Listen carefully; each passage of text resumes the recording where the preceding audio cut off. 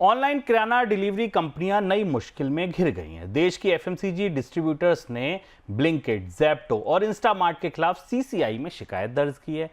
Distributor का आरोप यह है कि ये कंपनियां अनफेयर प्राइसिंग कर रही हैं और जो पुराने रिटेलर्स हैं उनको नुकसान पहुंचा रही हैं। उनका कहना है कि ये ऑनलाइन प्लेटफॉर्म कंपनियों से सीधे कम दाम पर सामान खरीदकर बेच रहे हैं, जिससे मार्केट में असंतुलन पैदा हो रहा है। सर, ये विवाद कितना गहरा है और इसे समझा कैसे जाए?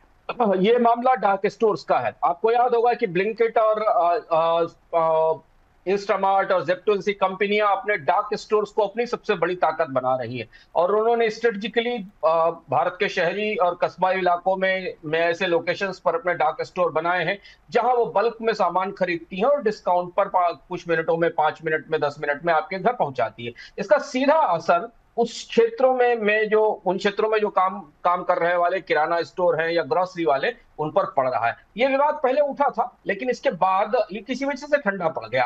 अब दोबारा ये मामला उठा है जहां एफएमसीजी डिस्ट्रीब्यूटर्स के साथ जो सुविधा क्विक कॉमर्स कंपनियों को मिल रही है, उसको लेकर जो रिटेल वितरक है, उन्होंने इस पर सवाल उठाया है।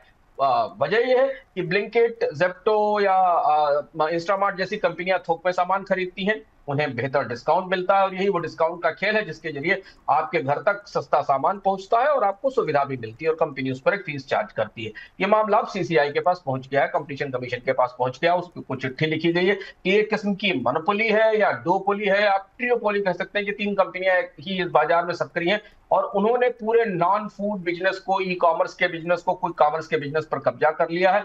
उनके पास ज्यादा पैसा है, वो ज्यादा समय तक सामान रख सकते हैं और उन्हें जो एफएमसीजी कंपनियां हैं वो डिस्काउंट पर सामान भी देती हैं। लगभग ऐसा ही विवाद हमने फार्मास्यूटिकल सेक्टर में भी देखा था, जहां ई फार्मेसी के खिलाफ मेडिकल स्टोर्स ने विरोध दर्ज कराया।